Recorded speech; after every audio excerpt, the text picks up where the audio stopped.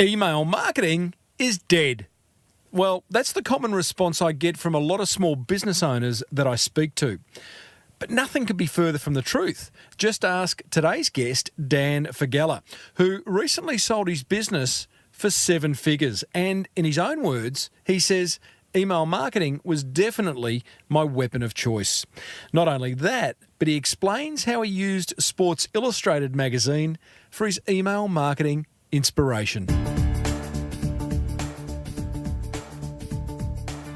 Before we get stuck into episode 412 of the Small Business Big Marketing Show, the Marketing Gold is made absolutely, exclusively possible thanks to our friends at American Express. Now, I say exclusively because for the next 4 weeks, American Express have kindly taken all available advertising spots. God love that.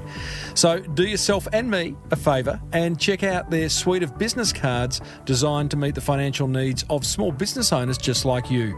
To do that, all you need to do is Google Amex Business to find out more. Well, I said, welcome to a small business marketing show where successful small business owners share their souls to take your marketing straight to the lead. Now, here's your host, Mr. Timbo Reid. And welcome back to the Small Business Big Marketing Show. I'm your host, Timbo Reid. You, so much more importantly, are a motivated business owner and you're ready to crank out some great marketing to build that beautiful business of yours into the empire it deserves to be. Big show today. Dan Faggella joins us to explain how some clever email marketing plays helped him sell his business for 7 figures. Big news, Reid, the Australian Podcast Awards. 2 more lucky listeners are going to share what's working for them from a marketing perspective, and I am going to give them some prizes. I've got some more prizes added to the Monster Prize draw as well, which is kind of nice for everyone who enters. Australia's craziest baker and past guest Tom O'Toole updates us as he travels across Australia in a Model A Ford at 20 kilometres an hour, raising money for cancer research. Whew, I'm out of breath already. As per usual, team, there is marketing GOLD dripping from the ceiling over here at Small Business Big Marketing's HQ. So let's get stuck right in.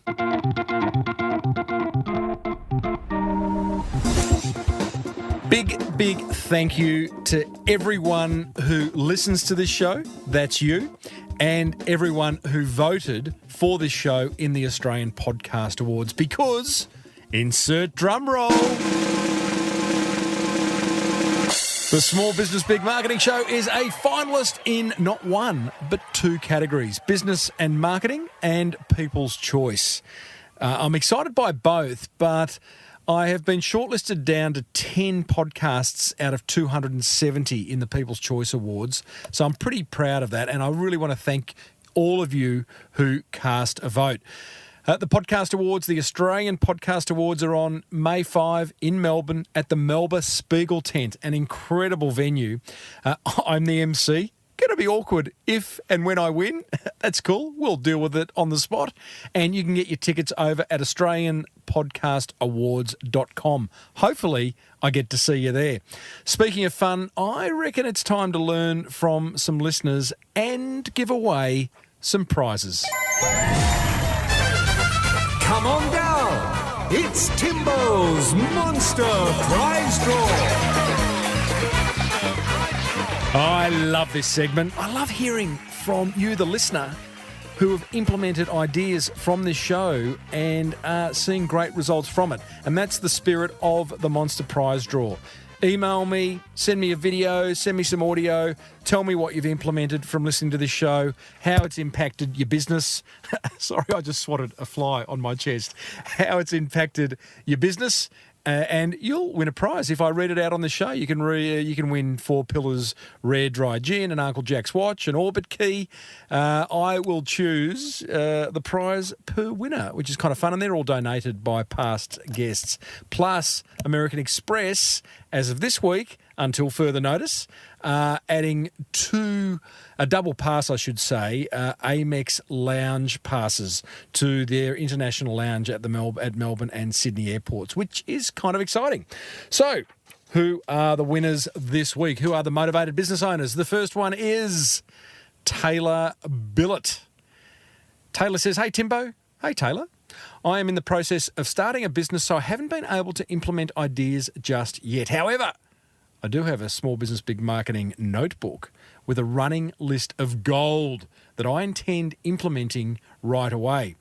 I'll be opening," that's a good idea, having that notebook. "I have got a notebook in production, a branded small business big marketing notebook. I gave some out. I gave one each to my Deep Dive Mastermind members, and depending on how they go, they're an internet-connected notebook, kind of fancy. Depending on how they go, I might roll them out and have a bit of merch that you can buy." Back to Taylor. "I'll be opening up a fitness facility in May. One thing most gym owners don't do is show appreciation for their members. I would argue that most small businesses and large businesses don't do that. Or we could do more of it. So I'll be sending random gifts every so often just so they know we're always thinking about them." That's a great idea. "I may even use a Sharpie texter on some hotel stationery." That's an idea from the Steve Sims referral marketing episode. Nice work, Taylor. "Love your show. It's been very helpful and eye-opening," probably ear-opening, "to listen to all of the strategies successful business owners have implemented. Thanks so much, Timbo." Taylor Billett. Hey, thank you, Taylor. Hey, buddy, fix your email signature. No contact details whatsoever. You know, that drives me crazy. Now, you could at least have a landing page. Even if your website's not, your business is not open, it doesn't open for another month or two, put a landing page up and collect people's contact details, email address, phone number, so you can let them know when the business does open. Taylor, your prize, beyond that advice, is a Bunster hot sauce pack worth $83. It's amazing. And 2 tickets to the Amex Lounge at Melbourne that you can use at Melbourne or Sydney International Airports, valued at $66. How easy is that? Guys, all you need to do is email me your ideas that you've been implementing. tim@timreid.com.au. Second winner this week, and past guest. Hey, is that allowed? Yeah, that's allowed. That's great that a past guest is entering the Monster Prize draw. It's Ben Newsom from physicseducation.com.au. "G'day, Timbo," he says. "The most recent marketing idea that's helped physics education out was the commencement of the Physics Ed podcast." Ah, yes. That old chestnut. I love it. "Since starting in May last year, we're 41 episodes in, and we're now beginning to get hit up for interviews. That's how it works. The medium is growing nicely, certainly is, and we're adding another short-form version in the next couple of weeks." That's interesting, Ben. I've thought of doing that. It just feels like it's doubling the workload for not twice the result. Like to know how you go with that. Just like you said, Timbo, it was all about sticking with it for at least 6 months, and now we're beginning to see real returns. Yeah, if you're going to embark on this helpful marketing journey, give it 6 months. Don't look at the scoreboard. Just create helpful marketing. All the best, Timbo, says Ben. Loving your work as always. Thank you, Ben. Well done, mate. I love your enthusiasm and respect for marketing. Always have, and I'm sure I always will. Your prize, Ben, 2 Amex Lounge passes, valued at $66, that you can use at Melbourne or Sydney International Airport, and a 6-pack of Mr. Lee's noodles, valued at $30, thanks to past guest Damien Lee. That is the Small Business Big Marketing Monster Prize draw for another week. Email me, tim@timreid.com.au. Let me know what you've implemented. If I read it out on the show, you win.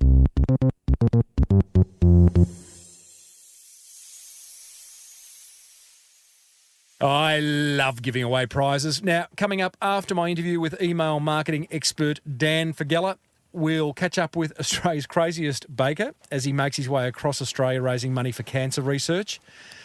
Plus, you and I will be meeting some amazing business owners and marketers over the coming weeks, including Sarah and Claire, 2 young millennials who've created a number of businesses out of their combined 1.6 million Instagram followers. But right now, let's meet Dan Faggella. Dan first appeared way back on this show in episode 160 when he was a martial arts champion, well, he still is a martial arts champion, who'd sold his gym to focus on building an online training business for up-and-coming martial artists. Well, he built that business to the point where it was generating $2 million in sales annually. And then he recently sold it for 7 figures, attributing a large part of that successful sale to his email marketing prowess. Now, I reckon you are going to love this chat with Dan because email marketing is not dead, as Dan will prove. We cover the 3 rules of writing an autoresponder email series, the 3 ingredients of any automated email campaign, how to borrow winning email marketing from the biggest players in your industry. That's a great tip that he goes into some detail on. How to write a weekly newsletter that gets you sales, and how to get into the habit of writing weekly emails even if you're not a writer. Hey, we're going to cover a lot of ground. I started off by asking Dan how he spent the big wad of cash he got from the sale of his business.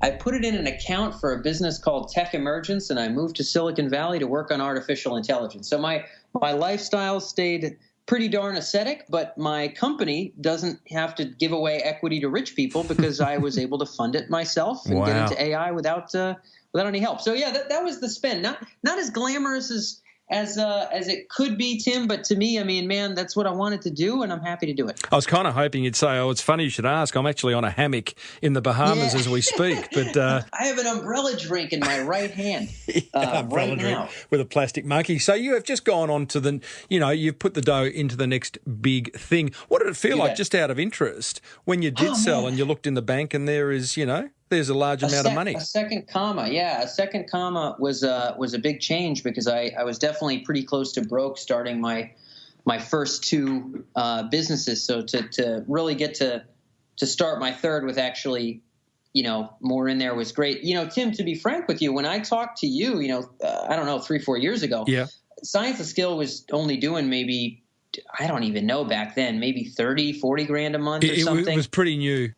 Yeah, it was pretty new. And I wanted to sell it kind of right then. I mean, my goal was to sell it for, a couple $100,000 and be able to move right into artificial intelligence. So those 3 years, splitting half my time speaking and writing about AI and machine learning and ethics, and then spending the other half selling things on the internet was actually really painful because it was like I wanted to break free and move on to my bigger dreams in life and kind of the ethical consequences of AI. But the upside, Tim, was all that kind of pain and teeth gritting and hand wringing. If it didn't take so darn long to sell, because banks, in order for a bank to give you a big down payment, they would need to see a certain number of tax returns, and I didn't know that when I went about. The good thing was we wouldn't have got it into the Inc. 5000. We wouldn't have gotten it to multiple millions in the top line. We wouldn't have been able to get a 7-figure exit without all that, grit and grime. So, it was mixed feelings, Tim, but on the whole, I was happy as heck to kind of do what I want to do with my life and be able to do it on my own terms and with my own fun. So, I mean, it was a relief in a big way. Yeah. So I want to explore the marketing initiatives, and many of them. I love the list that we're going to go through that got you to the point where you could sell Science of Skill for over $1 million. But let's just revisit Science of Skill. It was an online business. You sold it for $1 million last year. Describe the business for us, just briefly. Totally. Yep. Real quick. So Science of Skill was in the business of selling self-defense and self-protection video training, Tim. That's basically what we sold. And now we also sold some physical gear like self-defense knives and some kind of multi-tools and, some physical DVDs and things like that. But primarily it was digital training sold as a subscription on the internet. So basically a learning curriculum for martial arts and self-defense sold on the internet. When you say subscription, I'm looking at Science of Skill, there were one-off purchases. You could buy a course for $9.95. Or was it all subscription-based? Yeah. Well, actually, a lot of Science of Skill, especially over the course of the last year since I sold the company, has been moved towards more of an online e-commerce they've changed it. Yep. But however, I will tell you this. If you go ahead, so I'm on their website now, which is far different than it was when I was there. If you scroll to the bottom of the site and you click on Become a Member at scienceofskill.com, on the right-hand side, you're going to see Science of Skill Academy for $57 a month. You're also going to see the Buyers Club for $37 a year. Both of those were the subscription options that we had even when I was running the company. So these are two different subscription offers that when I was running the business composed somewhere around 75% of our monthly revenue. Now I think it's closer to 60% because they've started selling a lot more variety of hard physical products. But you can still find the old subscription right there on the site. What's with the name Science of Skill? I never got it. So, you're asking a great question. So Science of Skill began, Tim, as a blog that I was using to write about the science of skill. Now you ask, what the heck is that, Dan? Yeah. Well, Tim, I went to Ivy League graduate school at the University of Pennsylvania, and I paid for graduate school by teaching people to choke other people, otherwise known as running a mixed martial arts academy. And so I was running an MMA gym, and I was driving up and down the East Coast going to Philly for graduate school at UPenn. And my graduate thesis and sort of my focus in the cognitive sciences as a grad student was in the science of skill acquisition. So what are the training regimens, the teaching regimens, the sort of psychological processes, the sort of neural basis of learning, of becoming good at a skill, whether that's memorization, music, sport, and how do I apply that to combat sports? And that was essentially my focus for graduate school. And when I was going through grad school, I was doing a lot of writing about these topics. I was experimenting with myself. And I was treating myself like a guinea pig, Tim. I was saying, okay, can I train in these different ways and can I go off and win some tournaments? And I ended up winning a pretty big national tournament here in the United States in Brazilian Jiu-Jitsu. And I built a bit of a following being the skill science guy. And then as it turns out, we expanded that to a whole bunch of other instructors other than me. So this is interesting. So Science of Skill, essentially, like a lot of online businesses, started as a blog where the owner's sharing their thoughts. In fact, I had a lady on a few months ago, Nourished Life, Irene Falcone, who started blogging about the toxins in makeup. People started to react in shock and awe, and in the end said, "Oh, Irene, can you start selling us stuff because we love what you say, what you have to say." So similar. You know, Science of Skill, selling self-defense training and products, boy, oh boy, talk about a business right for its time right now. Sadly, very sadly, you've got your president suggesting that all teachers be armed, and, you know, it's a a topic that it's going to be on people's lips. Very sad, I guess, but do you regret selling? No, not at all. I mean, you know, for me, I needed to sell the business. So Science of Skill was started, Tim, over close to 5 years ago.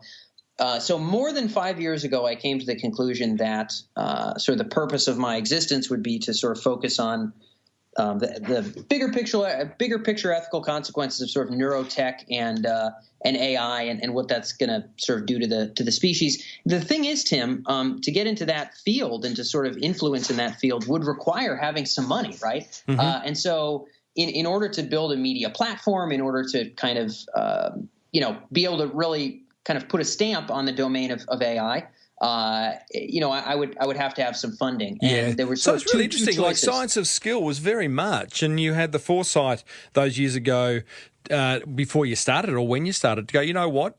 This ain't what I'm going to be doing for very long, but it's my key. Not at all. This business idea is my key to financing what I truly want to do, which is incredibly intelligent, Dan, and very full of foresight for a young fellow like you, but also very patient.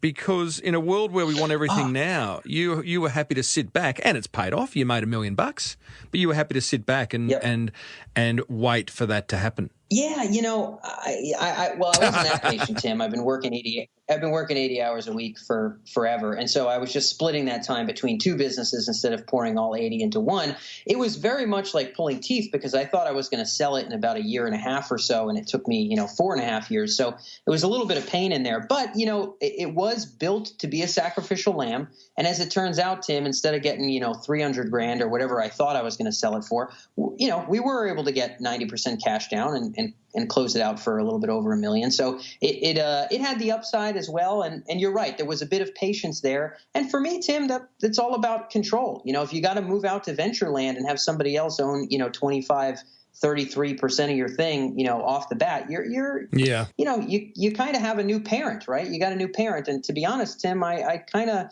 rather be my own boss and chart my course. And if I need investors, I need them. But otherwise, I got fair my enough. own dough, man. What did you put in place, Dan, at the very start, knowing that you were going to sell this business? Yeah, well, I put in place really tight bookkeeping and accounting. So one of the things off the bat was really making sure, can we track our marketing metrics and how the marketing ties to money? And can we track our QuickBooks and sort of our various categories and subcategories within the way that we do accounting and bookkeeping in such a way that it really accurately reflects month over month what's happening in the business? Because I'd known from selling my first company when I was 25 that the best thing you can do for yourself is have amazingly clean books and be able to talk very openly and freely about the clarity of your data. How did these marketing metrics, how did these business metrics that you have in this big spreadsheet you've been tracking over the years, match directly to sort of your profit margin month over month? And so one of the things I did, Tim, is I said,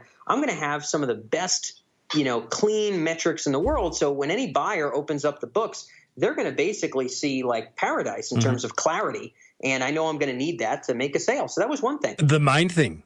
How did you avoid? How do you avoid then key person dependency? Because a business like Science of Skill, it was your blog, they were your opinions, you were the star behind it. Oh, Tim, this is you're bringing up a great point. So everybody wants to know this, and this is awesome. I've done whole interviews on this topic, but basically, you do want to avoid that. You're bringing up the fact that you're even aware of that is awesome, because a lot of people think, oh, I can build something up around my name and then all of a sudden I can sell it. No. You can't do that. That's not going to be something that you can do. So what I had to do, Tim, was initially the reason that I was the guy who was in the videos that I was selling, the reason I was the guy whose name was on the blogs and in the emails was because it was really just me, right? So, I didn't really have a choice. But as we grew, Tim, I had a marketing guy, I had, a content guy, and I started actually paying other instructors around the world to film courses. So it was actually a phasic kind of approach, Tim. So starting about at 1 year into the company, when we were making maybe $40,000 a month, I started gradually introducing new instructors and also new people writing blog posts and new people sending out new author names on the emails, right? I hadn't been writing them all for that long. But so it very quickly became non-Dan centric. And the idea is to bring in other people, other content creators, other trainers, and products too that, don't rely on a person at all. You are totally right. So basically, here's the way you do this. If you are a person and the brand depends on you, here's what you ask yourself. You say, what is the key value proposition that I bring to the table that people love? And now for me, Tim, the answer was pretty simple.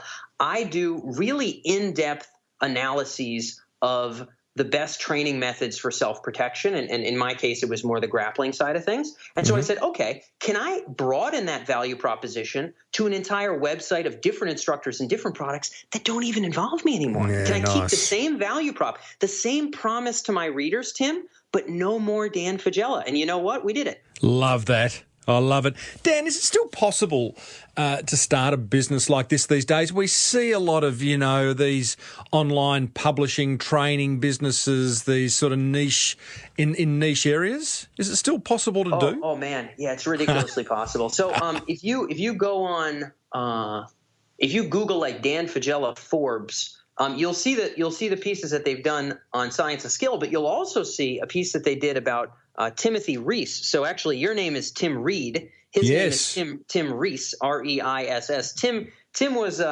my right-hand man at Science of Skill. Tim and I went through the hard stuff, man. He slept on my floor for like 5 nights a week for like years at a time, and really put in blood, sweat, and tears. And he was the only person I've ever had up until this point in my life who had like a real ownership stake in or a real profit share in terms of the success of the company. He, about 1 year after, so he stayed with Science of Skill a little bit after I sold it. But he's since left, and he's already making over $100,000 a month doing the same exact thing as Science of Skill, just in fitness. So he did the same thing. He took a value prop, he took different instructors, he took a subscription model, and he copied and pasted the business model, right? It's like, it's not rocket science. And he's already going to be doing, easily last year a little bit over $1 million, and this year he might even beat out where Science of Skill was, and that was just, that's kind of like, he was just my what do you call it? He was like my deputy, right? He was your wingman. He was your wingman. But now he's kind of like just taking the copy and paste, and I couldn't be more proud of him and happy with him. But yeah, to be honest, Tim, I mean, I'm not going to say, it's easier than ever, but by golly, I'm not going to say it's any harder than it was 5 years ago. You could argue it's easier than ever because, again, I've interviewed a number of e-commerce success stories, and one thing they all say is, when we started, we were coding and creating bespoke e-commerce platforms. Now, with things like whether it be Shopify or Udemy or whatever it is, you've got these platforms that are drag and drop, plug and play. Yep. I got to say, there is something to be said of that. I luckily, Tim, even when I started my first business, this is back in 2008 when I was like a 20-year-old kid who just needed to pay for school, and I decided to teach people to choke people instead of getting a job. Even then, WordPress and email automation tools were already pretty plug and playable, right? I didn't get started in 1998 where I was like writing the code in my basement. So it's been pretty easy for a while. And to be frank, Tim, it's just as darn easy now. We're talking really to Dan Faggella. Dan, I'm going to call you an online business specialist. What would you call yourself? Oh, man. It's a hard one. I don't know what I call myself. I have no idea. Doesn't matter. Yeah, I guess you could say an entrepreneur interested in artificial intelligence might be a good way to skin the cat. You are about to take us through, and I'm excited by this, the marketing strategies and tactics you used in order to get Science of Skill to $1 million sale. But before we do that, Dan, I'm just interested to know why. Why? You are a very good teacher. Just listening to you speak, I've watched a couple of your YouTube videos. You have this innate ability, I think, to want to share knowledge. Why did you reach out to me again to say, hey, listen, I'm sold and this is what I did and I want to tell the world? Yeah, well, I mean, two things, I guess. Well, first and foremost, I did a handful of interviews when Science of Skill first got started, and actually as kind of like a reminiscing after the sale, I listened to some of the old ones, and I thought to myself, like, what the heck was I doing 4 years ago, whatever, Mm-hmm. And when I listened back to them, I was like, oh, man, it'd be cool to reach back out and see if maybe an exit story could be fun for Tim. And I guess that was kind of the shtick, man. I mean, I'm definitely doing some interesting stuff that crosses over with marketing now in terms of what I'm doing for research that, might be fun for people to learn about. But for the most part, I mean, I had a bit of a nostalgia exercise with, you and a fellow by the name of the guy who runs Entrepreneur's Journey, who's Yara Steric? Yeah, Yarrow. And it was like, 2 or 3 episodes that like were kind of my early internet days, and I was just like, you know what? Maybe it'd be a fun tale. So that was I think it's really interesting and good on you because, I mean, one of the things, this is about episode 400 and something. And, I have this conversation with myself as like, there are so many more business owners that I haven't spoken to versus what I have spoken to. So I'm going to keep reaching out to new ones. But then I go, wow, of the 400 plus business owners that I've interviewed, it would be interesting to go back and see where they're at because I know 2 or 3 of them are actually out of business. I know many of them are making now tens of millions of dollars and not millions. It's just like, so the idea of going back, I think, is actually really interesting. So let's talk marketing and regards to Science of Skill. Now, you sought inspiration, Dan, from Sports Illustrated. Yes. I would have thought that when starting a business like Science of Skill, online training and e-commerce, you would just go to these internet marketers that are all making $10 million an hour and lying on a hammock. Yeah. Why did you go to Sports Illustrated? I know why I'd be going to Sports Illustrated for inspiration, and I'm guessing it's for a different reason to Dan's. Before we find out, here's a business tip thanks to our exclusive partner, American Express.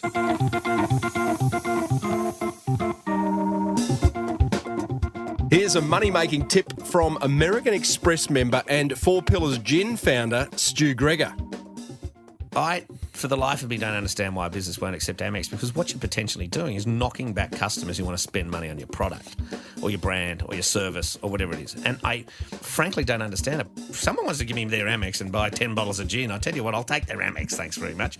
You're potentially also denying yourself a big chunk of corporate business as well. You know, because a lot of sales guys, a lot of guys, I know me in my own business, I use Amex, and if I ring to make a booking at a restaurant or a bar or something, I say, do you accept Amex? And they say no, I go somewhere else. So they don't even know the business they're missing out on. It beggars belief. And I often find myself having these rather awkward conversations at the with a shopkeeper or a bar owner or a restaurateur saying, why wouldn't you take it? I'll pay you the extra. I'll pay 1.5, the credit card service fee or whatever you want. Take my money. It's Business 101, really. Make it easy for people to give you money. Speaking of money, the American Express Business Explorer credit card comes with 50,000 bonus points every year, a low interest rate, and 2 points on every dollar you spend. Not to mention a couple of tickets to the very swish Amex Lounge at Sydney International Airport. Search Amex Business to find out more. New American Express card members only. Terms and conditions apply. And now back to Dan Faggella, who was about to explain why and how he sought email marketing inspiration from Sports Illustrated magazine. Well, I guess, when I first started, Tim, my question that I wanted to ask myself, I wanted to grow it as fast as I could. I wanted it to become something that was separate from me and that I could sell. And I said, who's making, who's essentially making revenue selling affinity/sports related information, basically? Like who's selling information on the internet and doing like $1 billion in terms of annual revenue? And, Sports Illustrated does do about $1 billion in annual revenue between advertising and between subscription sales. And I said, okay, these guys are selling subscription information about sports. I'm selling subscription information about self-defense. I'm going to look at all the best marketing pieces and the strategies and the basics that I think they're using, and I'm just going to use that as the skeleton of the first ideas I have instead of trying to reinvent the wheel. Brilliant. Brilliant. I often say there's a lot we can learn from the big guys, some of it good, some of it bad. Either way, we're going to learn as small business owners. So you looked at the Sports Illustrated. Now, I've sought a lot of inspiration from Sports Illustrated, Dan, but probably the wrong inspiration, if you know you know what I mean there. I'm there with you, pal. Yeah, I gotcha. What did you just explain that pulling apart of how do you pull apart their business model? You didn't get access to their boardroom. No. Instead, what I did is I signed up for their email newsletter, and I sort of like subscribed to all the little side things that I could. So like I think they had like a survey, or this is like 5 years ago. But they had some kind of survey thing that I filled out. So they had all kinds of marketing data about me, and then I just let them pitch me stuff, and I would figure out what's going on. And one of the critical things that I learned, Tim, and this is a lesson that this is a lesson I've harped on forever, but the biggest initial lesson that I learned, Tim, was that Science of Skill sells the same subscription to everybody. However, they usually sell it to different people in different ways. Let me articulate to you what I mean, Tim. So this was a critical, pivotal idea from Sports Illustrated, and this actually was maybe one of the most important ideas in terms of scaling Science of Skill, period. Like very, very big deal, was that if you are a fan of, let's say, I don't follow sports, by the way, Tim, so I was the wrong guy to subscribe to Sports Illustrated. Yeah. I don't follow sports at all. But, if you are in New England and you root for the Patriots, which is a United States American football team, or you root for the Panthers, or you root for the Eagles or whatever, like if they win some kind of special playoff game or something like that, then Sports Illustrated might come out with a commemorative like plaque or something of all the different playoff victories that they had that like featured the score, and it'll like commemorate the year. So looking at all the victories that they had in the playoffs throughout that year, they might come out with a little plaque, and you can buy that plaque for $40 or maybe even just $29.99. And with it, you'll get 1 month free or 3 months free of Sports Illustrated. So you can get the magazine, you can get digital access. If you don't like it, you cancel, but if you like it, you keep it. And so Sports Illustrated would come up with all kinds of different varieties. They find people that like apparel, and they would sell the subscription along with a hat. Sometimes they'd even give you the hat just for shipping, right? Pay us $9.95, we'll send you the hat. You'll get the magazine 2 months later, or you'll get the magazine free for 2 months, and then if you want it for the third month, you can keep paying. And so they'd find apparel, they'd find affinity gear, they'd find all kinds of commemorative products, really well tailored to different teams, to different kinds of preferences, but it would all be selling the same subscription. And I thought to myself, man, that's a good idea. I bet you there's people that are interested in firearms training. There's people interested in knife defense. There's people interested in hand-to-hand, but they all want to learn the basics. I'll just need to kind of create unique bundles and unique offerings that are going to appeal to different people, but give them all access to the core curriculum that I took a long time to build and that I believe in. So I'm going to just understand that for the greater small business community listening, who some are bricks and mortar business owners, some are e-commerce owners, whatever it is. So what the understanding is there, the big learning is that Sports Illustrated have a core offering, of which is a very mass offering, and many people are interested in it as a sports magazine and publication, right? In order to get people to that core offering, you've gone, in this case, they've gone and identified little niches, little groups of people, Patriot followers, Winter Olympic followers, and developed little offerings specific to their passion. Yes. Offered it to them, I'm going to guess probably at cost or without trying to make any big profit, but getting them into the funnel so that they then can sell their core offering, which is their ongoing subscription. Have I got it?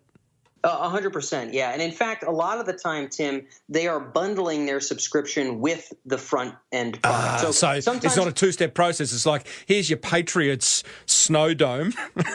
I don't know why I thought of that. Exactly. And you've got your subscription at the same time. Welcome. No doubt about it. Yeah. So you get the gear and then you get the magazine at the same time. And then the next month you get the magazine and there's some letter in it. And you already know this because you paid for the thing. It says like, hey, this is your last free edition. If you no longer want to be a Sports Illustrated member or whatever. So sometimes they would do that. They would also, Tim, don't get me wrong, they would also come up with other kinds of product offerings that would just be a first purchase. And then, like you said, they would follow up to try to sell you the subscription later on. But a lot of the time they would bundle it, but they would bundle it specific to individual tailored needs, which I thought seemed like kind of a smart idea. And so that was one of the first ideas I ran with. And it was what got us to $40,000 a month, which was enough to run it full time and keep going. It feels very complicated, the idea that, because, okay, for Sports Illustrated, they're a big company with lots of resources, and the idea of niche targeting and niche marketing is, hey, it's what they do. They've got departments for that kind of stuff. You didn't, but yet you have this core offering of self-defense training, but then you're going off and identifying these little it just feels very labor-intensive, Dan. Well, I'll tell you how I did it, Tim. So none of this stuff is really rocket science. And basically what I did is I said, all right, well, what are the main important interests and drivers that bring people to my website, that bring people to my articles, that bring people to my videos on the internet? And so I asked that question to myself, and I thought a better idea would be, why don't I go ask that to my readers and my listeners? So I did two things. Number one, I sent out a bunch of surveys via email. I think everybody that didn't reply to it the first time, I waited about 11 days. I sent it again, and then I waited another 11 days and sent it again. Different subject line, kind of different angle, but it was still the same survey. So I tried to get the maximal percentage of folks to fill it out over the course of about half a month. What were you, just out of interest, using SurveyMonkey or Google Docs, or what were you? Yeah, I was literally just using Google Forms. Yep, yeah. Okay. So worked fine for me. So, I was asking them questions like, what was the problem you were trying to solve when you came here? What is the biggest self-defense skill, or what's the most important self-defense skill that you really want to learn? What do you like most about our material specifically? Questions like this to try to tease out what are they trying to solve? And also, why do they think we're unique? And some of the big takeaways from that, when I first started the company, Tim, we were focusing on the Brazilian Jiu-Jitsu market. So remember, that's the martial art that I train in.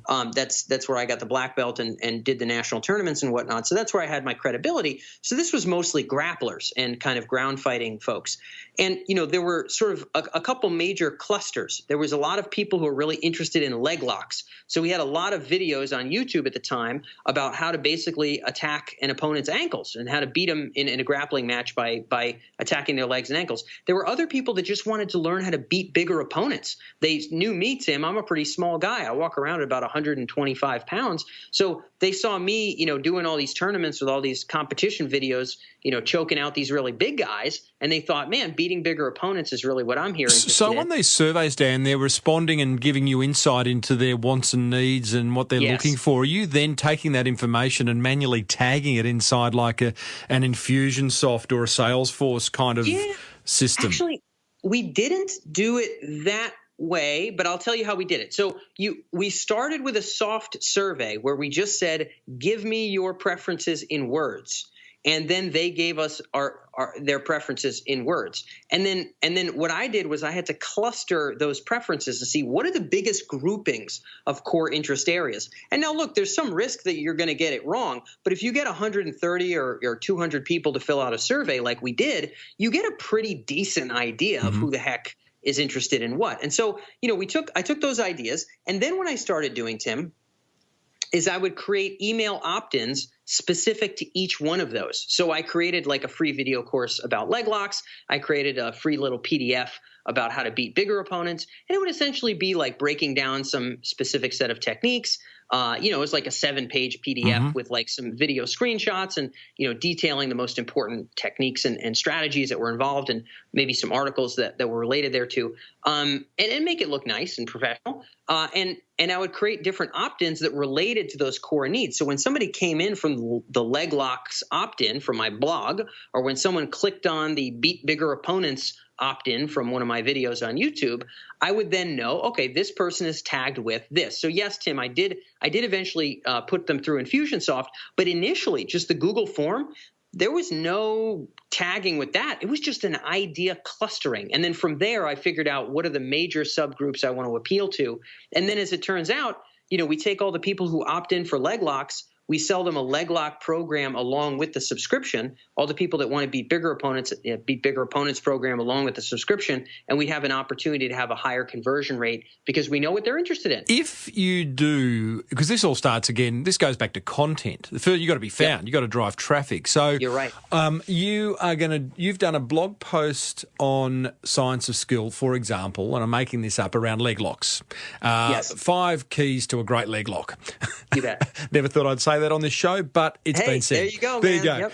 And at the bottom of that, I'm assuming then there's a call to action, which is like what you hear, want to find more things about leg locks, click here, give us your email address, and you go into some kind of autoresponder system, or do you just direct them directly then to purchase a training product around leg locks? Yeah, well, a little bit of both. So the thank you page for specific opt-ins would definitely take them to a related product, and that sometimes would be a subscription-oriented offer. But more importantly, yes, you're right. We would put them directly into an autoresponder that would be kind of targeting a leg lock fan with related content and articles. And, maybe sometimes it was only about 12 emails long, and then they would go into the general broadcast list after that. And we just kind of send them, 3-4 emails a week on the broadcast list. But initially, their first 12 emails with us would be tailored content, tailored videos, and then tailored offerings for the subscription that were bundled to the affinity area they were interested in. You're big on autoresponders. Yes. A fundamental success for Science of Skill, a fundamental success kind of criteria, I guess. Tell us about the basic rules of writing a great autoresponder series. Yeah, I mean, there's a whole lot to go into on this, Tim. But I guess if I'm going to be really succinct about it, I've written a bunch of articles about this that I can send you that might be useful references. But the fundamentals are this. one of the most important things you can do is have a good first email. So what do I mean? I'm just going to drive home the points I think are most valuable. I'll move quickly, and you can move me on when you're ready. One of the most important things is having a good first email. So if you get someone to open your first email and to see value in opening future emails, that's like one of the most important things you can do. That might even be more important than in some cases than making a couple dollars on the first email, assuming you blow your trust and you blow the reasoning for them to come back to you. So for a first email, what you want to do in that first email is you want to first thank them and affirm that they've opted in for whatever they opted in for. You want to deliver whatever you promise. So is it a video link? Is it a PDF? Whatever. And then you want to do two things in that first email, Tim. You want to provide a very compelling reason for them to open your next email. And you also want to provide a very compelling reason for them to stay in touch with you long term. So let me give you an exact example. I'll go all the way back to 4 years ago, back when I first talked to you about how we did this in the martial arts world. So in the martial arts world, we'd say something like, hey, this is Coach Dan with Science of Skill. Thanks so much for signing up for our free leg locks course. Here's the video series you requested. You can click and access the course whenever you'd like, and you can stream it on any device. I'm glad to have you with us here in the Science of Skill community. Leg lock techniques are one of the biggest areas of focus that we have on the site, and it's one of the best techniques for defeating larger attackers. In tomorrow's email, I'm going to send you a second video about how to do some specific drilling and skill development exercises to make these leg locks really click into your game and become muscle memory. So you'll want to keep an eye out for that tomorrow morning. The old hook tactic. Yeah, one of those. But and then the longer ball game is this. We'll really want to prep them for why do you want to, even if you don't open my next 12 emails, when you see the 15th one floating in there, what is the reason for you to open it? So what's the value prop? And again, I'd make sure that that's evidently clear. After the leg lock series, again, here at Science of Skill, our focus is sending people the best kinds of techniques to, defeat larger opponents. And we regularly send out short 3 to 4 minute video clips and unique training drills to help you improve your leg lock game, not just with a new move, but with the exact way to implement it into your game to, beat bigger opponents or whatever the case may be. So kind of touching on the value prop, rubbing in the value prop. Now it's been 4 years, but that's the basic gist. That's great. I mean, I get the idea of the first email. You want to gain trust. You want to give them a reason to open the next, and you want to give them good reason to stay in touch. I imagine one of the things I love spending time on is writing email headlines and split testing them. I imagine you would put a fair effort into the headline, because if you don't get a good headline, that email ain't going to get open, right? No, all day. You're totally right. For the first emails, interestingly enough, I actually like to keep the headline vanilla, and that's for a couple reasons. So when I say vanilla, what do I mean? I mean, generally, I like to mention like a thanks/confirmation in the brand in actually the subject line. And here's the reason why. You might say, man, that's the most boring thing I've ever heard of. But here's kind of the important thing. They've never seen you in their inbox. So if you have 7 exclamation points, or you have all caps, or you have some cute or quirky little phrase that relates to your personality, and they don't know who the hell you are, you may very well not get opened, or you may very well not be trusted. So what is a brand, if they buy from Macy's or they buy from anybody who's not a joke, what's the first freaking email look like? Well, you should probably look like that so that they want to treat you like a professional company and not like some skeevy internet marketer. Yeah, that's interesting. I hear what you're saying, and I think it makes sense. So your vanilla email headline is like, "Hey, welcome to Science of Skill. Here's the video." Versus you're totally correct. Yep. But however, Tim, here's the thing: email number 2, 3, 4 might be a little bit more pizzazz, might be a little bit more personality, might be a little bit more kind of hook. But the first email is very much like, look, we're a professional business. We have a very succinct value prop. I'm delivering exactly what I told you. I'm not coming at you with crazy whiz-bang nonsense on day one. I'm giving you what you expected. Here, now you get to know me, and look out for the future email. So that's the purpose. So I'm with you on split testing subject lines. Generally, email numero uno, I stay pretty vanilla and like exactly what you expected, right? I give them exactly what they expect. Yep. Let's just, before we leave autoresponder tactics, Dan, is there an amount? Is there a frequency that kind of is best practice? It's really, really hard to say depending on the industry here. However, I'll say this, a lot of people are way too shy about this, and they do no autoresponders.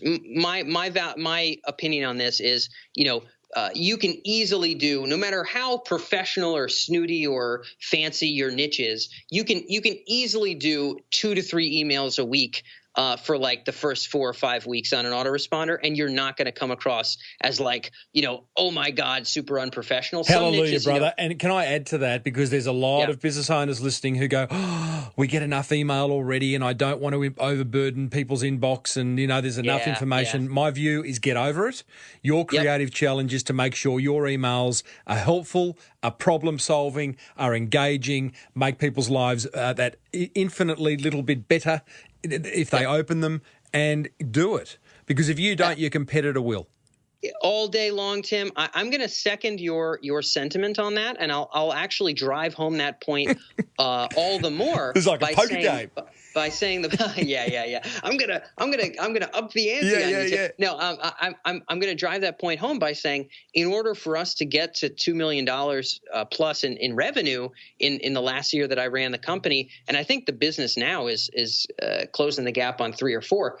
Is I was emailing twice a day to almost the whole list. So everybody would get an email in the first half of the day. We would segment them. There's a super duper segmentation strategy that we used. And then the second half of the day, we would pick additional subsegments that we thought were hot or that maybe we haven't hit in a while. And we would rotate additional offers. So we would basically do 1.5 emails a day to basically everybody on the list. And we did that for a year and a half leading up to the sale of the company for 7 figures. So if sending emails every day is a bad thing, I never got arrested for it.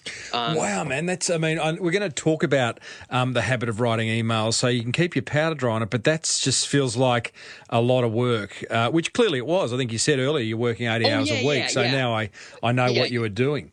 But actually, by the time I sold Science of Skill, just so you know, one of the reasons I was able to get 90% cash down on the business despite the 7-figure valuation was because my work hours were under 20 every week for like the last month and a half of running the business. So I did get it to a point where that writing, that segmentation was kind of a process. And I had Timothy, I had Marcus, I had Dylan to execute on that process and get it done. So the actual writing was not me. And luckily by the end of it, I was spending 75% of my time on tech emergence. Whether you are a vet, a plumber, a real estate agent, or you have an e-commerce business, anyone listening, if you haven't got an autoresponder series happening on your website, if you're not capturing emails and other data on your customers, then you are leaving a lot of dough on the table. So I would encourage you to go and have a look at whether it be an Infusionsoft or a Salesforce or something like a MailChimp or an Active Campaign. Go and do it. Dan, the 3 ingredients to an automated email campaign. Yes. What are they? We've talked about autoresponders, but specifically let's do it, man. Yeah. What are the ingredients?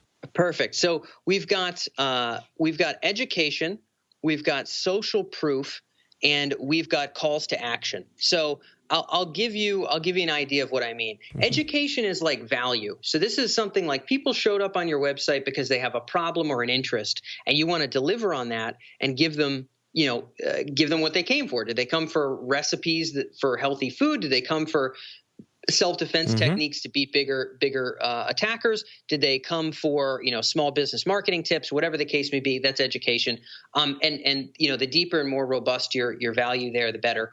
On top of that, though, you have your social proof. This is to say, the other people who think that you're awesome and the evidence that what you're doing actually works. Now, normally this is really pretty well embedded into your education, but the goal is that you want to be able to warm folks up to the idea that you know what you're talking about enough for them to buy. So when you're sending some initial blog posts, to your readers, it's great when those initial blog posts can sometimes maybe be success stories of some of your customers or people who, have somehow garnered tremendous benefit from your products or services. So social proof is a big point. Or, if you have any big celebrities or brand names who've had great things to say about you or who've used your products, that's kind of the social proof side. And then calls to action, Tim, are just what you think. Basically telling somebody, go ahead and click this and buy it. Go ahead and click this and set up an appointment, whatever your call to action is, whether it's a phone appointment or an in-person appointment or whether it's an actual online purchase. That's a call to action. I always say, Dan, without a call to action, you are simply creating art. And none of us are here to create art. We're all business owners. So what do you want people to do? Tell me, I have just on emails generally, and I send out emails to my list. Anyone who registers at smallbusinessbigmarketing.com gets onto my list. I can't break away from just sending simple text emails with links. Yep. Right? Yep. But they look like, they look like very personal emails that come directly from me, which is what they are. I avoid fancy newsletters. I avoid graphics. I avoid embedding videos. My emails look very plain. They have a good open rate. They have a low unsubscribe. So I feel like I'm onto something. What's your view? Yeah. So I'll say that in general, I think that cuts the mustard, especially for a small business. I mean, there's no reason to get schmancy-dancy and have things not show up well on mobile. You want to have, what the biggest thing is, you want to make sure that if you test the readability of your email on any given mobile phone that's on the market, that it's going to read just fine. And one of the easiest ways to do that is just keep it simple, right? It's hard to mess up. Now, Tim, there are markets where people are expecting a certain kind of formatting and professionality, right? If you run, I'll give you an example.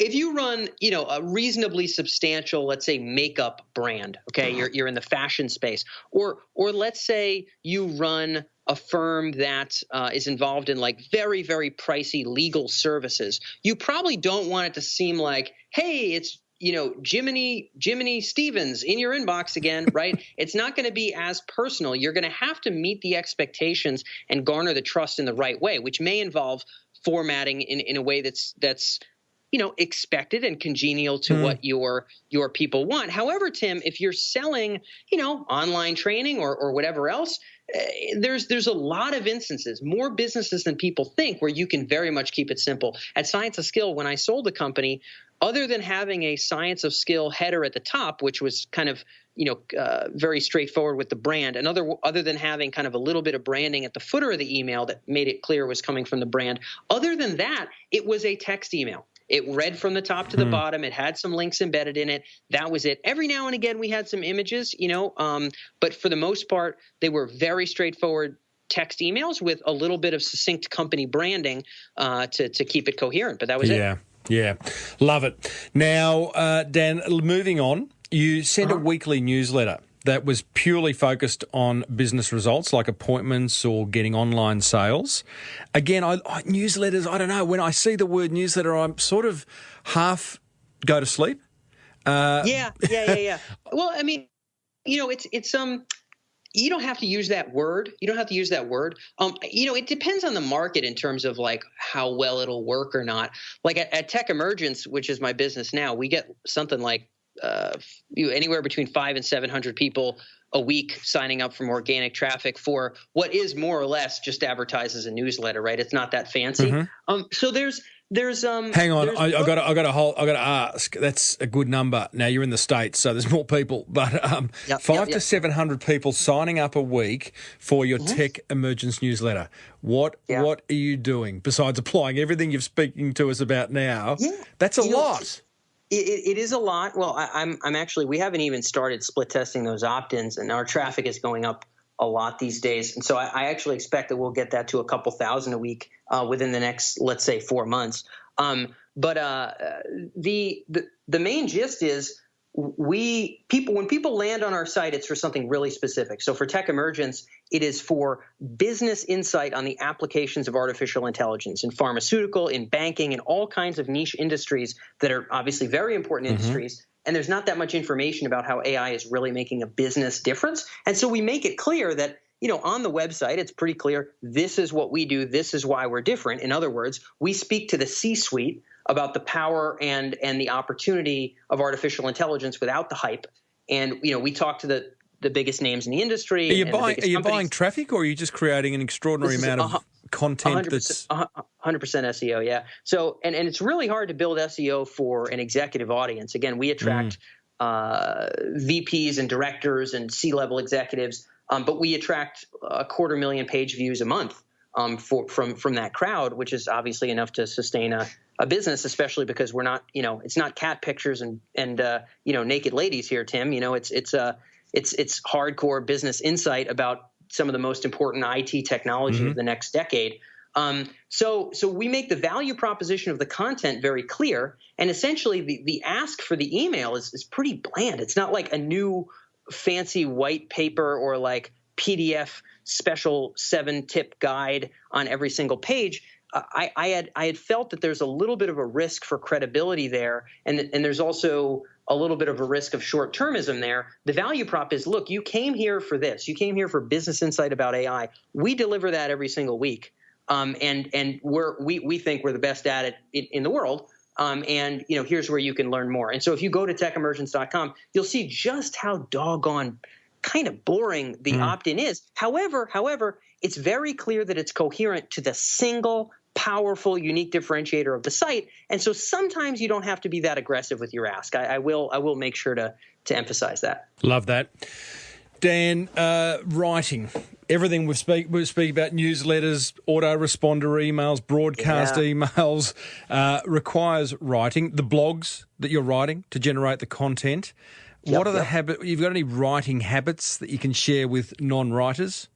Yeah, well, I got to tell you, I'm not much of a writer either. I mean, I have to do it, and what do? You develop a taste for things that you have to do, right? I mean, well, either that or you outsource. Yeah, but I mean, some things you can't outsource. So if you're like a one-man show and you try to outsource your marketing, like, I don't know, you're basically, that's how you fail.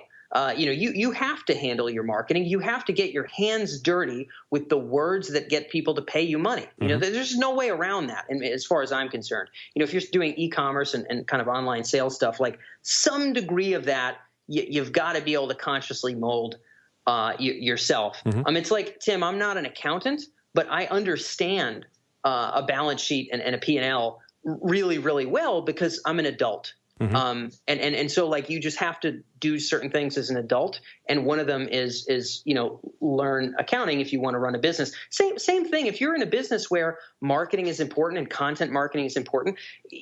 Outsourcing it entirely is extremely dangerous as far as I'm concerned. I mean, you have to be able to get your hands dirty. So, can I just comment on that, Dan? Because I think, again, that puts a pressure on business owners listening. But I also know that a lot of those business owners listening going, oh, geez, more work. Well, start treating marketing of your business more seriously. You're listening to this show after all, so clearly you are.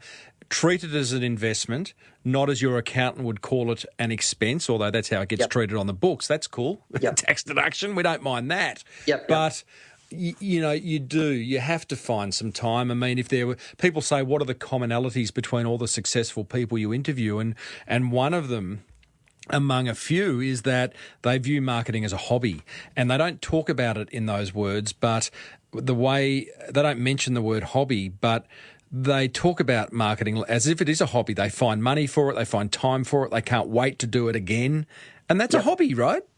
Well, yeah, I think you should hopefully enjoy it. And I think that a hobby implies fun. And to be honest, Tim, I think in an ideal universe, yes, you would actually find some fun. And I'd be lying to you if I said I didn't have some fun doing marketing strategy with Science of Skill. Now, everybody hits their head against the wall and has hard times. But I think at the end of the day, like, the activities that you do that scalably bring in revenue are really fun activities, right? I mean, it's like there's nothing more fun than that. And so marketing is, a really, like you said, I mean, you have to make time. It's like none of us, myself included, have any way of bending time. And so we just have to make it. But the thing about marketing is, the time you spend there, if you spend it right and if you figure it out, is worth way more than the hour it's worth, revenue months and months and months into the future as you build out campaigns and processes that really work. And so, yes, finding the time is critical. And if you want, I can go a little bit into kind of some writing habit stuff. Love you to do that. Awesome. So a couple things I really like to do here, Tim. Number one, I like to find companies who are already doing what I want to do and making more than I even want to make. For Science of Skill, I never necessarily wanted it to be as big as Sports Illustrated. I had different goals in Sports Illustrated. I want to work in a different field than that. And so I never wanted to stay with Science of Skill for 20 years and build it to, $1 billion business. I've got handle that goal with another company, which I'm running now. But the goal was look at the people who are doing really, really, really well in terms of their marketing, clearly making a lot of money with marketing in your space. So if you run a fitness gym and the guy with the most profitable tri-state area fitness gym where he's got 20 locations, growing really quickly, clearly a good business, like just making solid, healthy money, go ahead and look at what that guy's landing pages look like. Go ahead and look at what that guy's content marketing looks like. Go ahead and look at what that guy's emails look like. Not because you have to copy them verbatim, but because you want to find 3 or 4 examples of people making 10 times more money than you, and then see if when you start writing, you don't start from scratch, you start from winning. You start from people who are winning. And so when you move your hand on the keyboard, you're sort of in some way drinking in and replicating what success already is. So I took a lot of Sports Illustrated email marketing and kind of landing page strategies and tried to blend them into my business. And I think it helped me kind of imbibe the principles they were using to get people to convert, the kinds of calls to action, the kinds of words, the kinds of descriptive detail that they were including in order to get an email opt-in or get somebody to click to a landing page or talk about a subscription. I use their words, and I think that was very handy. I think in any business, somebody's making 10 times more than you, and if you're going to take the time to write marketing, go ahead and take the time to write about what works. Great advice. Love that. And enjoy it. Sometimes, and writing too, it doesn't mean you have to actively write. You could transcribe. You could, totally. There are other ways of doing it. I've had numerous guests who either don't like writing or don't like video or don't like podcasting, but want to share content. So it's about finding the medium that works for you, so that there's less friction between the idea and actually doing it. Totally. Yeah. Great, buddy. Well, it looks like we have covered a number of the marketing tactics you very kindly revealed for getting that sale. Are we missing anything? I'm glad. No, I mean, those are some big ones, man, especially for getting off the ground, Tim. I mean, I think these are really important things to start with. The detail about autoresponders and sort of first email principles and modeling the best, I think those might be some of the most critical for us. So I hope they are for your listeners as well. No doubt. You have $1 million in your pocket. You've moved to Silicon Valley, wife in hand, as we found out earlier. Yes. I don't imagine $1 million is a whole lot of dough in Silicon Valley. That's probably the cost of a couple of turmeric lattes. Yeah, a couple slices of avocado toast. Yeah, no, I don't eat that hippie junk, Tim. I'll be honest with you. I eat peanut butter with a sharp knife, and I drink tap water, and that's what I do. He's a tough guy. So I find out. I find the ways to aesthetically live in an otherwise non-aesthetic place. But yeah, you're right. Basically, with $1 million in your pocket in Silicon Valley, you're broke. You're broke. Yeah. Well, I wish you all the luck, Dan, for techemergence.com. Yes. Certainly AI. I mean, we won't talk about it now, but I may well get you back for a third appearance, because I think AI, artificial intelligence, is something that is here. It's not future anymore. It's here. And I think it's also here to the point where it's accessible to small business owners with limited funds and no longer just the big guys with big budgets. So maybe we can have that chat down the track. But in the meantime, people can go and, let's get that subscription to 2,000 emails a week. That's what I shoot for. Yeah, we do actually have some research on the near-term implications of machine learning and marketing. I'll make sure I zip that along to you. But yes, you're totally right. It is hitting the ground running, and there's some fun stuff for us small business folks to tinker with. Dan Faggella, thank you, buddy. Well done on the sale of Science of Skill, and all the best for the future. Cool, Timbo. Thanks, brother.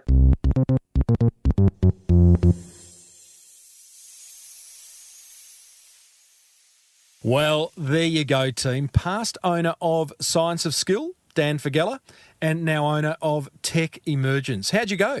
Motivated to add email marketing to your mix? Or maybe, just maybe, you're now inspired to take what you're already doing with your email marketing up a level or two. If you are successfully using email marketing, email me and tell me.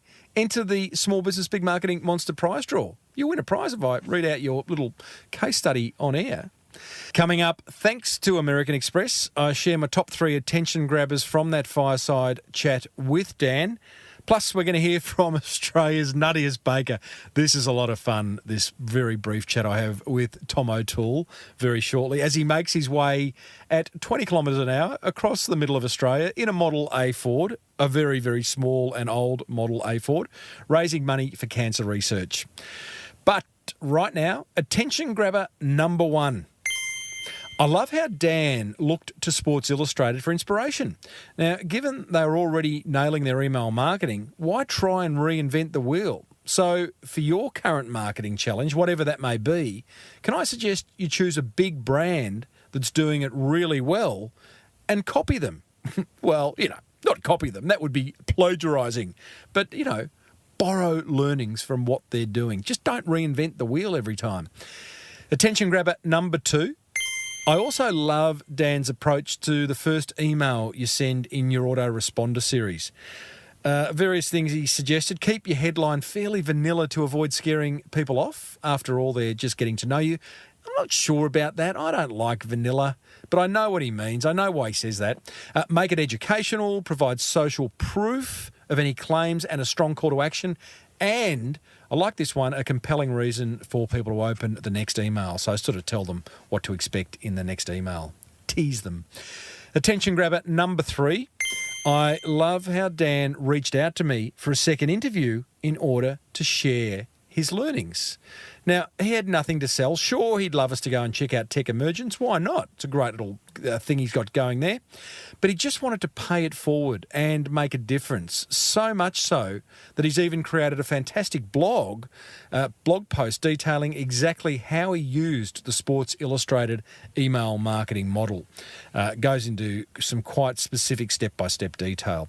I'll link to that in the show notes over at smallbusinessbigmarketing.com/412.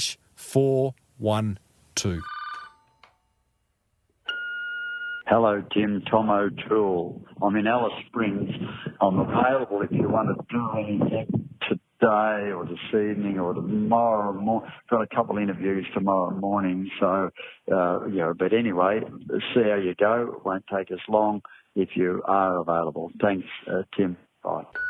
Yes, Tom, it's Constable O'Connor from the Northern Territory Police. Come on. I've already been talking to the superintendent of the whole lot of the Northern Territory Police this morning. He's camped 2 doors down from us. They're after you. They're actually watching you. He's undercover. They love to pull up and talk to us because they bloody bored silly, most of them, especially out on the road. Tommy, where are you? And how are you? I'm good. I'm in Alice Springs. Now, I can't talk long because I've got to go into the ABC. Oh, so, hang on. What media personality now are you? Just because you decide to cross the wonderful country of Australia? Yeah. I don't know whether we're going to make it. Oh. What has been your greatest test so far? Oh, the car. The car has been and the corrugations. Now, we did a lot of corrugations, but the car is vibrating to pieces, but the timing has been our biggest and really knocked our enthusiasm and knocked our confidence around big time is this time. And we've had so many people look at it. Anyway, in the end, we got into Alice Springs on the back of a tilt tray truck. It had to be trucked in, and that was a big knock to me, ego and confidence and pride, and I've never had a truck ever. And but we got it to a man here, Russ Driver, and he's a guy around my age, old fella, and he instantly started to work on it, and he found a problem within 4 minutes probably. Then he had to work on it for the next couple of hours. It was the timing, it was shorting out. I love it when someone's I love it when someone's surname reflects what they do in business. Russ Driver, the mechanic. I love it. Yeah. You say your enthusiasm and your confidence has taken a hit, Tommy. I'm assuming you're speaking for your partner in crime, Keith, as well. How's that partnership going? Keith. It's great. Keith and I have been mates since we were 16. But, yeah, look, we sit shoulder to shoulder in that little car. But, yeah, he was. We were both in the doldrums a fair bit. You know, we broke down out in the middle of nowhere, and this guy come along, Peter, and picked us up and took us to a station and left his wife and his son on the side of the road for 2 hours in the flies and 40 degrees heat with hardly any shade. So I didn't realise he had no room in the car, and he was insistent that he took us to a station, didn't want to leave us on the side of the road. He's happy to leave his wife and kid on the side of the road, but, boy, you've got to get Tom and Keith out of there, son. But Keith... Tell us about the lowest point you've hit. Thank you. And, yeah, I know. And what did you do to get out of it? Well, look, we were travelling. We didn't realise we'd be travelling in the outback through Birdsville, Windora. Well, I'll tell you what, we hit Windora from the Birdsville's about 300 kilometres or something like that, 400 kilometres, but mainly all gravel and rough, but they had rain and had washouts. So we'd seen the police. There was no one around. Windora, we had needed fuel. It was Easter Thursday. No, everything was shut, and next day it was all shut. But anyways, the policeman loved to talk to us, and he said, it's only open to four-wheel drive, high clearance. He said, but you'll be right. Well, God almighty, we were out there. We got bogs, and we've seen maybe one car for the whole day on Good Friday, and that's how we've seen only two. So that's been really low, because I thought if we break down, I'm responsible for Keith. I don't know whether you are sleep deprived, you're avoiding the question, or Keith has actually found himself into an early grave. You've buried him somewhere on the side of the road. Tell us about, this is a story about humans. You are travelling to raise money for humans suffering from cancer in regional Australia. You and Keith, you might have been mates from 16 years old, but I am, and I'm sure others are interested in that moment in the middle of the outback where maybe you've looked each other in the eye and either said, Keith, I love you, or I'm going to kill you. Oh, gee, I tell you what, we have had that in the past, but not so, mainly out there in the desert. There's no trees, nothing. So we try to break down near a tree, and we know that, gee, this is bad. So we get it going again for another 5 kilometres or so, and then conk out again, try to get to a tree. And some of the trees are very hard. But also, before that, we broke down with 2 TV cameras in Bathurst.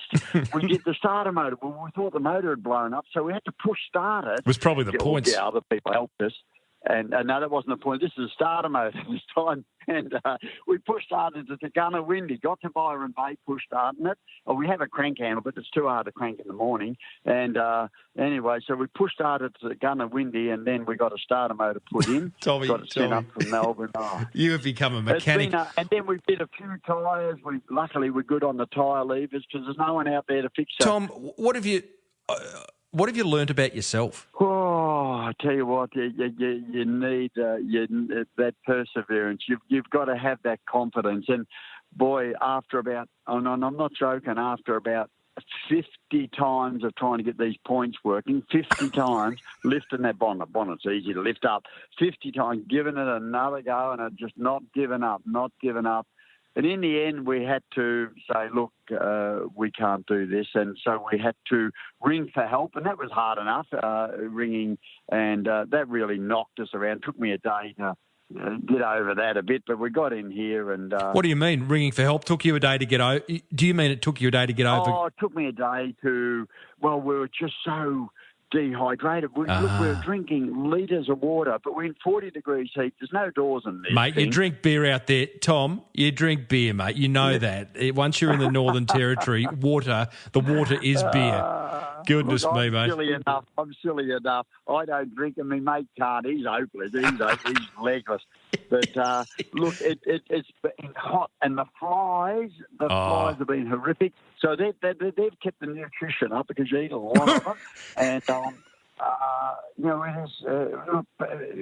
I reckon the flies, Tom, would be the great. If I was doing it, flies would be the greatest test. I mean, I reckon Australia would be the luckiest country without flies. Buddy, I wish you all the best. I've been watching tomotool.com.au. There's some wonderful photos on there. Your Facebook page is fantastic. It's an incredible journey. How much money have you raised so far? Well, I'm not sure. We'll be finding out today. I know over $30,000 so far, but we're going for 100,000. So we need people to donate to east2west.com.au. Tommy, it's great, mate. I can't wait to speak to you. You're going to be in Shark Bay. Well, when do you think you'll be in Shark Bay, Western Australia? Oh, about the 17th. I want to be there. But look, we've got 1,100 kilometres of dirt and corrugation to get over to Western Australia to Leonora, and we'll be heading off on tomorrow out to Uluru, and then Brilliant. To the Olgas, and then 1,100 kilometres of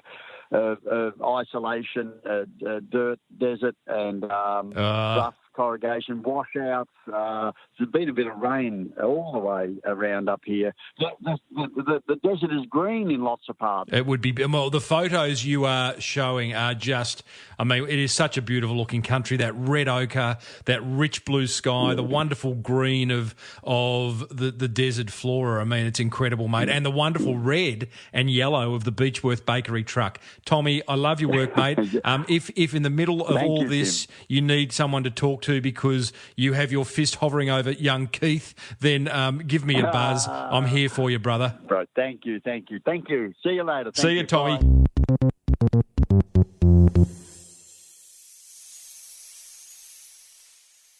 Holy dooly. I told you that was going to be a big show, but you didn't believe me. Good on Tommy O'Toole for doing what he's doing. I think it's fantastic. Sort of had to keep him focused then, didn't I? I think we got there. Geez, we cover some serious marketing ground in this show. Way back, we caught up with Eagle Boys Pizza founder Tom Potter, who had some great tips on pricing and guerrilla marketing. And speaking of guerrilla marketing, we also caught up a few years ago with Messages on Hold founder Kim Illman, who is the absolute king of guerrilla marketing. I love that topic, and I encourage you to go and listen to both those episodes, plus hundreds more, over at smallbusinessbigmarketing.com, or you can subscribe free on your favourite podcast app, which means that you'll never miss another episode. Hey, I'd love to hear from you. Hit the contact button over at smallbusinessbigmarketing.com, where you can email me, you can connect with me on social media. You can even grab a signed copy of my book, The Boomerang Effect. Big thanks to American Express. Love you guys. Thank you so much for making this and last week's episode and the next few episodes exclusively really just for you. So we've only got, less ads to run. I love that. I know you love that. If you love the idea of your business expenses rewarding you, then check out Amex Business. Just Google that and you'll find some really good information. Speaking of love, if you love the Small Business Big Marketing Show, then let another business owner know about it by grabbing their phone and downloading it for them. Show them how podcasting works. The brave new world of podcasting. Hardly brave. It's been around for a decade now, if not longer. This show's 9 years old. Why isn't every small business owner in Australia listening? I don't know. Until next week, I'm Timbo Reid. Always have been, always will be. Thanks for tuning in. May your marketing be the best marketing. Bye for now.